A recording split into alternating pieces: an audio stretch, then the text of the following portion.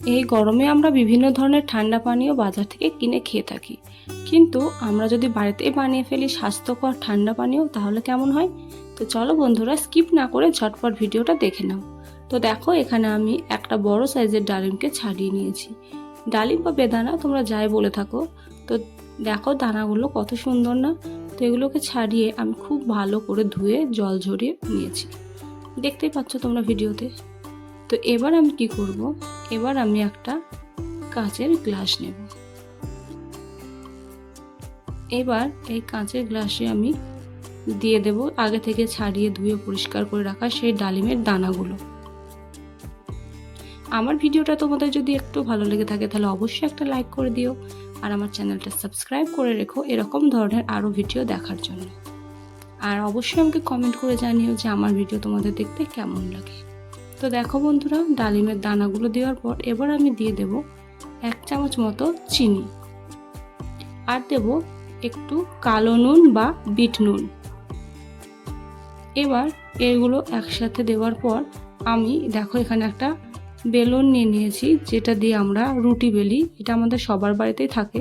তো এবার এটা দিয়ে হালকা হালকা করে চাপ দিয়ে আমি বেদানার দানাগুলোকে গলিয়ে নেব, এবং এই বেদানার দানার যে রস তাতে কিন্তু চিনি আর নুনটাও আমাদের গলে যাবে।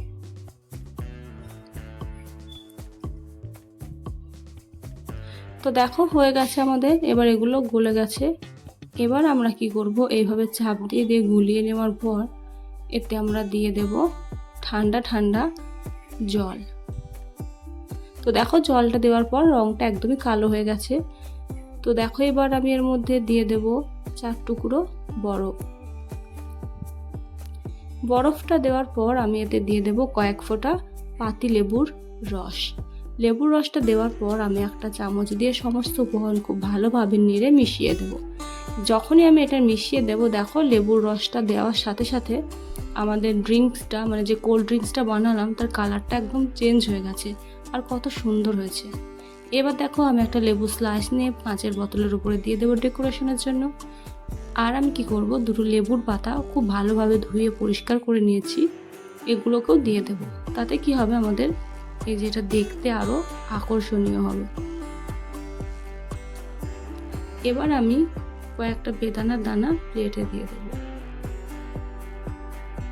তো দেখো কত সুন্দর হয়েছে না? তো এটা খেতেও কিন্তু দারুণ হয়েছে বন্ধুরা।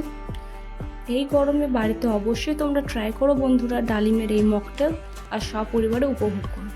আর আমার এই ভিডিওটা তোমাদের কেমন লাগলো অবশ্যই কমেন্টে জানিও। আবার দেখা হবে নেক্সট ভিডিওয়ে। ততক্ষণ সবাই ভালো থেকো, বাই।